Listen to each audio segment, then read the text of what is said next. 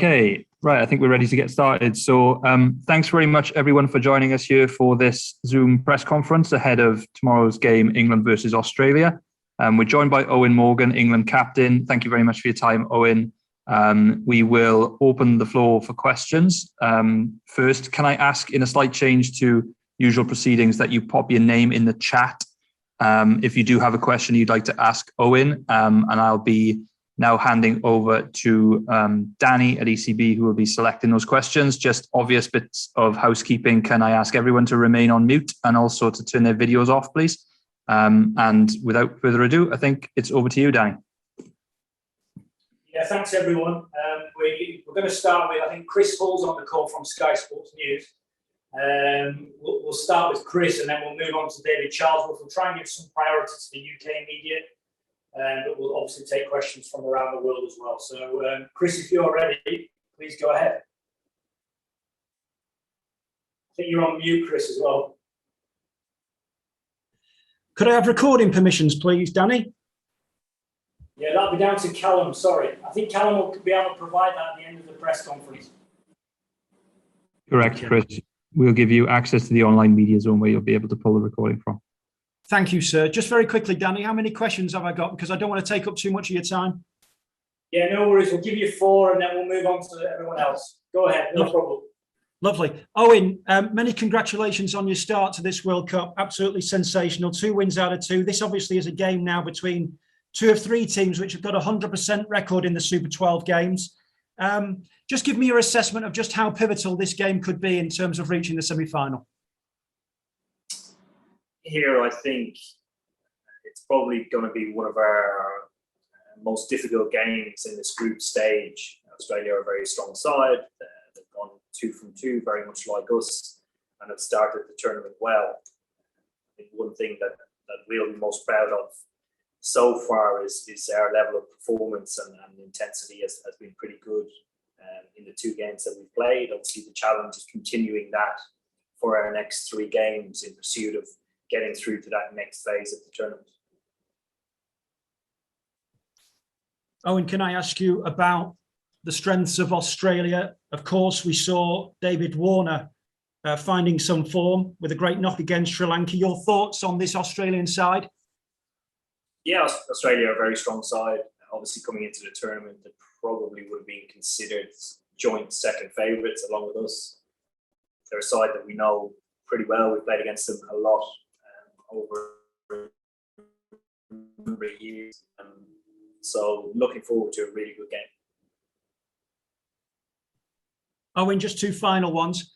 Can I just ask you about a couple of your players? Of course, Jason Roy had a landmark day against Bangladesh with a man of the match performance. And Timo Mills was absolutely exceptional. Just talk to me about those 2 stories and those 2 individuals, because of course, if Jason has a big tournament, England should do well. And Timo Mills, his story in recent months and years is amazing, isn't it?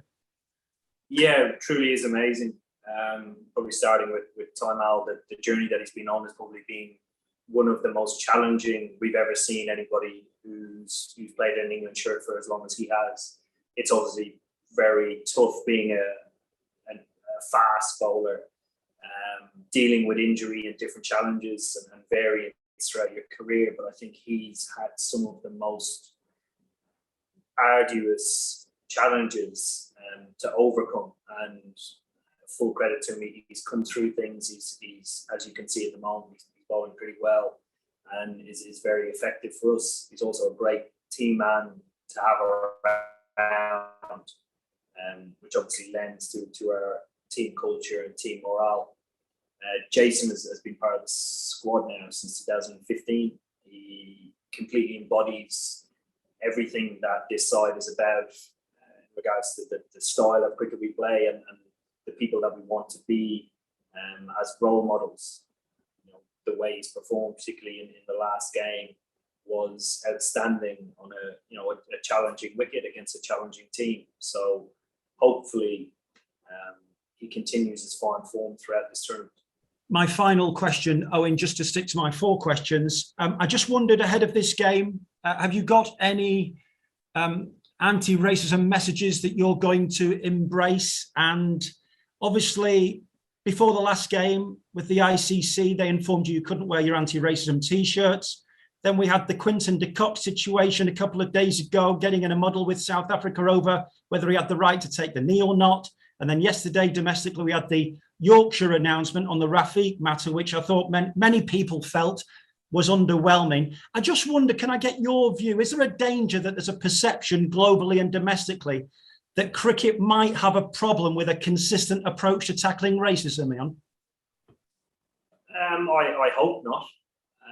Certainly from our side of things, not being allowed to have our moment of unity before a game is something that we've talked about during the two games that we played.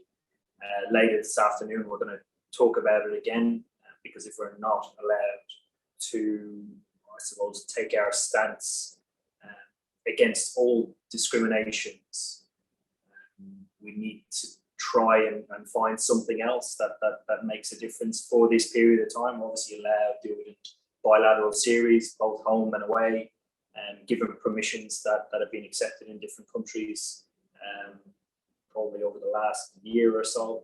So we'll speak as a team and try and come up with something that we can do. Owen, thank you. Good luck. Thank you.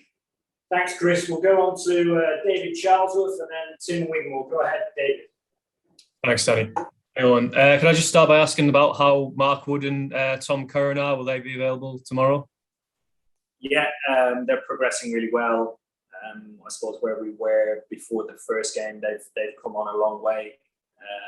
We're going to make a call on that tomorrow to see how training is, and then tomorrow with treatment as well to make a call on. Mm-hmm. Is there any concern that in night matches, especially in Dubai, the team chasing seems to have a bit of more of an advantage, making the toss that bit more crucial?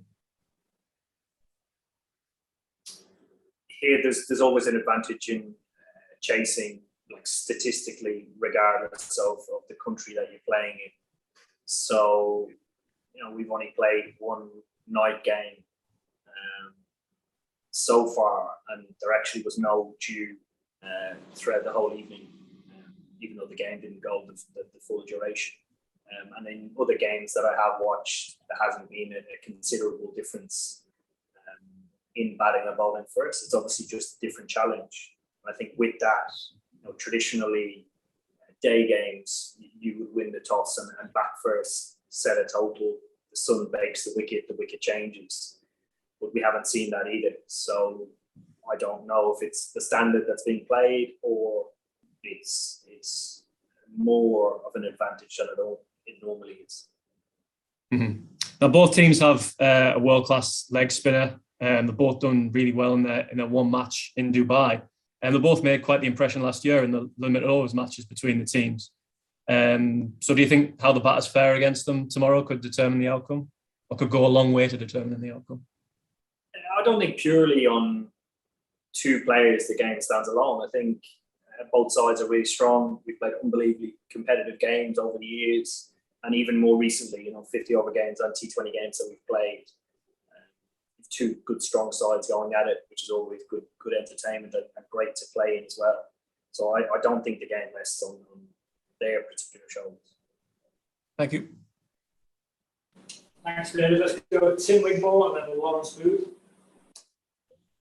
Hi, Owen. We saw with Sri Lanka yesterday against Australia, they sort of seemed to target their fifth bowler a little bit. I think they went for over 50. There's overs between Maxwell and Stoinis. Is that going to be potentially a plan for England as well? From what I watched, Sri Lanka played pretty hard against all of them. I don't think it was a conscious effort to go after one or two of their bowlers. And I think on any given day, if you go in with a preempted view on targeting somebody or one person, it normally doesn't allow you to take in information during the game, form, how people are actually bowling in reality, as opposed to just a preconceived idea. Okay, let's move on to Lawrence then, please.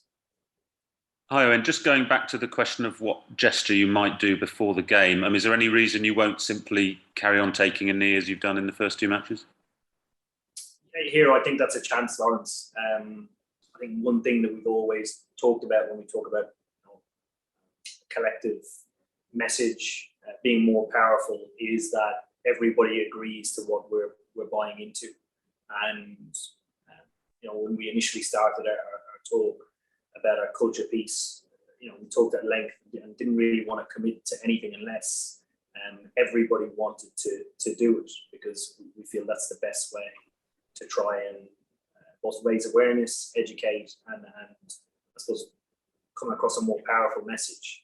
So again, we'll talk at length about that today, but also we are quite restricted in what we can do at ICC events. So, there's a chance that might happen. Yeah, fair enough. And does it depend what Australia do, or you'll make your own decision regardless?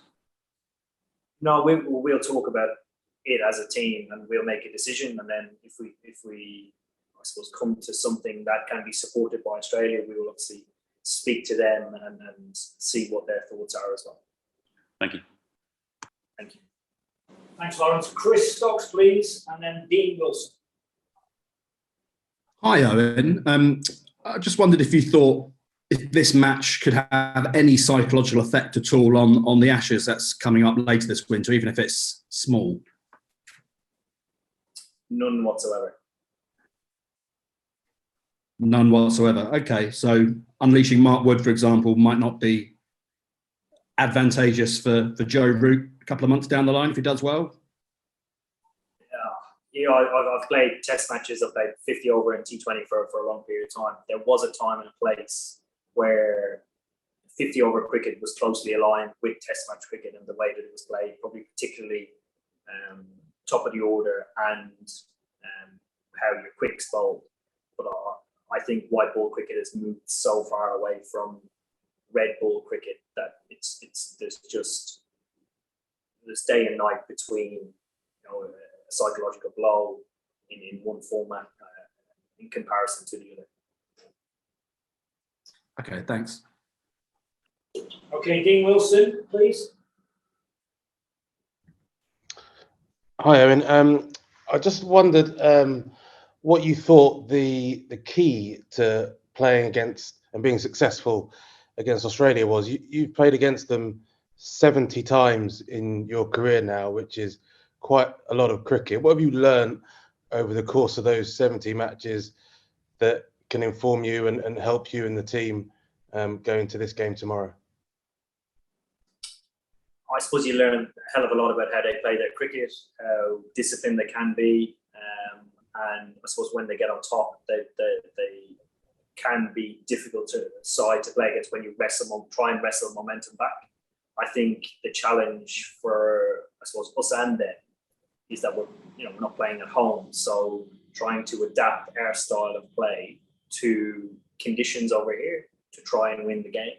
So I think using, I suppose, a little bit of that experience I talked about to try and achieve that, and I suppose unravel a game as it unfolds according to conditions, as opposed to just against the opposition. I think it's important. It sounds to me like getting yourselves out in front early is a really good ploy, that you'd much rather them try and wrestle it momentum from you rather than the other way around.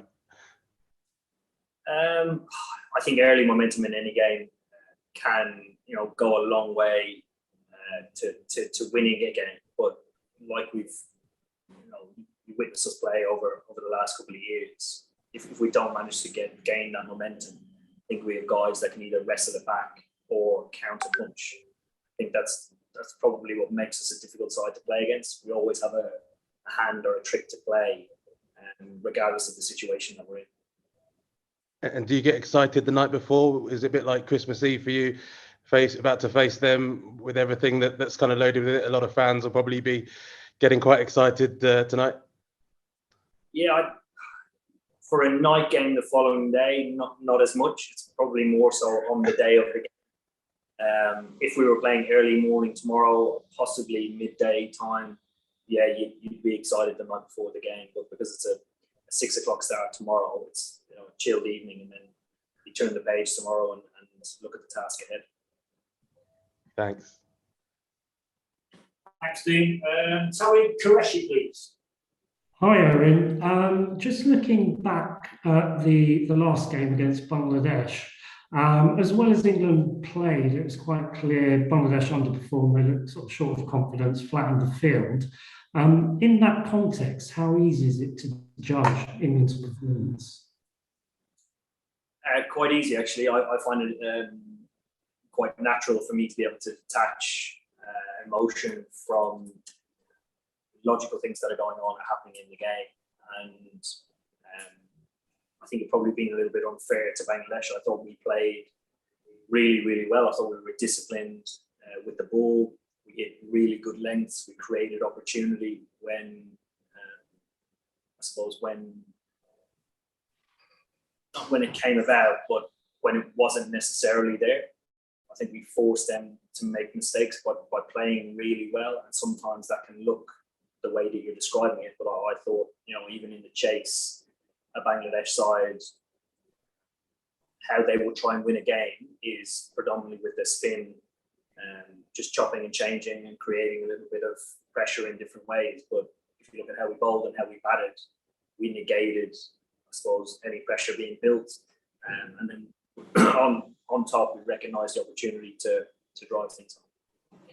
And just one more question about that game. Obviously, you know Shakib very well, skippering him at KKR. How important was that experience in terms of sort of devising plans against his bowling and his batting? Probably not significant at all. Shakib has been around for a long, long time. He's been one of the best all-rounders in the world for a long, long time. And he very rarely has bad days. He's that good of a player. So, I mean, we knew this before. I knew this before playing alongside him. And I suppose playing alongside him just makes you love the guy even more. He's a true lover of the game in every sense. His favourite format is Test match cricket.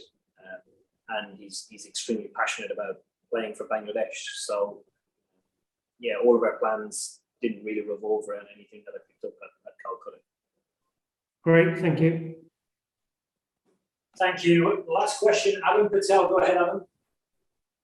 Hi, Owen. You mentioned you had a chance to watch Australia last evening. Have you had a chance to watch much of the other games? Anything in particular that stands out? You're looking forward to facing anyone, let's say, in the semi-finals? I watched Scotland playing Namibia the other night, the back end of the chase. I think that's it. I haven't watched a lot, to be honest. The hotel here doesn't have the channel to watch the games. Not had a chance to watch Pakistan? No, I've not seen any of Pakistan. No worries, Owen. Thanks. Cheers, thank you. Okay, I think we're done, everyone. Thanks, everyone. Have an enjoyable day, and we'll catch you tomorrow. Thank you. Thanks, everyone, and thanks, Owen, for your time. Cheers, guys. Thank you.